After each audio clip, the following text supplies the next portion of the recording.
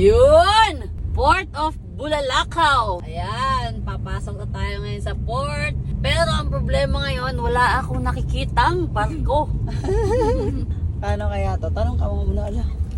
Fast cut. Hello po. Anong schedule po papuntang Aklan? Katiklan lang po dito, ma'am. 10 p.m.?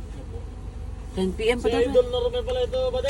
Ang issue ng ticket siguro mga 7 or 8. Naghanap pa si Norman ng paraan para mapaaga yung pagpunta namin sa Aklan. Kaso nga lang, kahit sa ang port ay matatagalan pa rin kami. So gagawin namin is aantayin na lang talaga namin yung 10 p.m. Dalawa lang kasi daw talaga yung biyahe dito, 10 a.m. at 10 p.m. Sa mga pangga, ikot-ikot muna kami dito sa sa Bulalakaw kasi 10 p.m. pa yung schedule ng barko dito sa Bulalakaw Port. Tapos mag-1 p.m. pa man. So sobrang haba pa ng oras na aantayin namin. So explore na lang muna tayo dito papuntang San Jose. Road trip, broom muna tayo. So daw, nasa 6-7 daw yung sasakyan, di pa sure.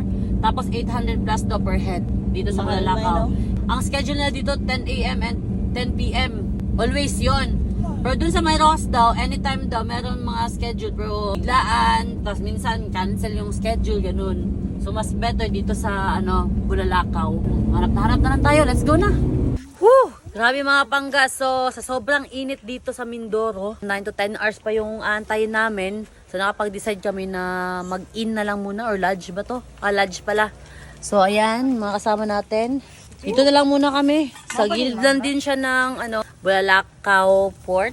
So, dito muna kami magpapahinga, matutulog hanggang mamayang gabi. Check na lang namin mamaya ulit dun sa port kung ano talaga oras para ma-make sure natin. Sobrang init, grabe. Yung init dito, nangangagat.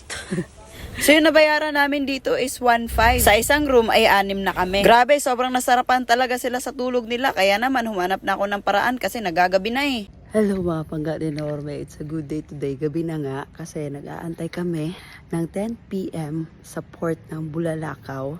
Kasi nga babiyahe na kami pa Katiklan. So tulog silang lahat ngayon sa loob at ako lang yung gising, hindi ako makatulog. So dahil sa hindi ako makatulog, may naisip akong trip sa Team Lady Boss. Di ko alam if magsasucceed ba kasi pag isang lang, magigising na yung lahat. Pero ito try natin yung best natin na maprank natin sila kasi mag-alas 7 na din at kailangan na din namin pumunta dun sa port. So gigisingin na natin sila in different way. May lemon ako dito. Tingnan natin.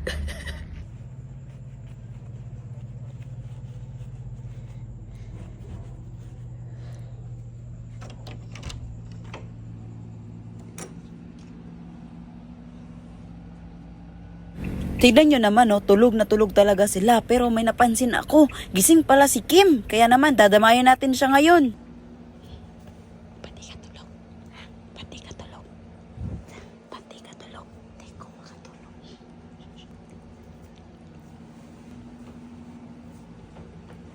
Ilagay mo sa bibig ni Wendy. Ilagay mo. Yung unang target talaga dapat dito ay si Wendy. Kaso nakakulog pala siya.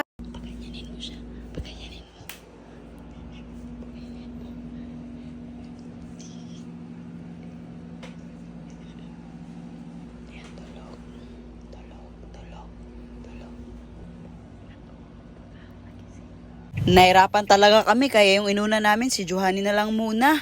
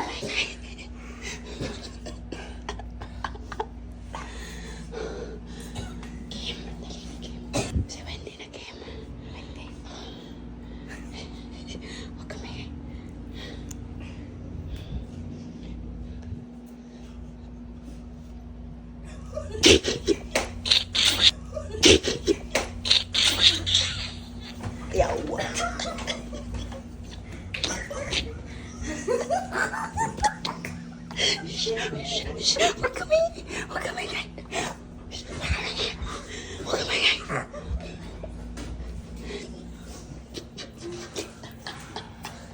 Good morning.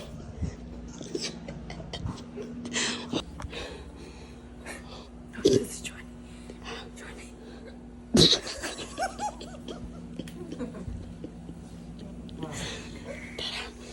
Tara, si Norman.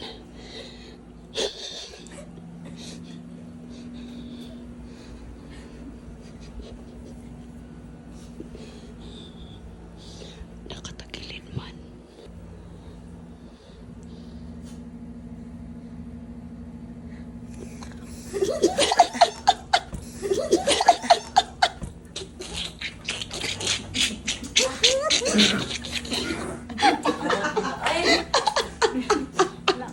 Good morning!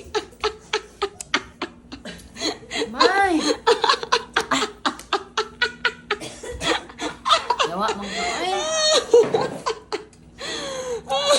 May ba? Eh di, nagising kayo. Oh, tara na, punta na tayo sa port. Si Barge ba namula yung mata kanina? Si Joanny. Uy, 7 ba yung paggawa ng ticket? Hala. Ang tagal nyo kasing gumising, May. Success! 7 p.m. na at bumalik na kami dito sa port. Alright, so habang nag-aantay kami sa Roro, nasasakyan namin papuntang Katiklan ba yun? Nagdi-dinner na kami dito, meron kami papaya, melon, tsaka yung ulam namin na karne, tsaka yung hotdog. Kain muna kami dito kasi naugutom na kaming lahat. Wow, ang sarap ng papaya. Sarap nga, May. Galing pang Panga pa to. Oo nga, ano. Kain tayo, uy, kasi 10 pa yung biyahe natin. So, ibig sabihin, madaling araw tayo makakarating doon. And birthday na ni Wendy. Ay! Yeah! Aside sa birthday niya, 900k followers na si Inday Jenny! Yay! Cake! Yeah. So, nabayaran natin dito sa Bulalakaw Port, mga pangga. Yung per head dito is 782 pesos. Tapos, times 5 na yon kasi ako free ako dito sa, sa sasakyan natin. So, ang bayad sa sasakyan is 4,800. Tapos, may babayaran pa na terminal fee sa sasakyan na 129 pesos at saka 24 pesos each sa terminal fee ng tao, passenger. So, yun yung mga nabayaran natin. So, alam yun na. Magkano din yung bayad ng bus, sir? Eh, baka magbabas kami sa Sunba. Yung bus talaga mismo. Dati 14 ganun. Hindi po. Ba't magbabas ka? Magbabas ako, tapos masahero.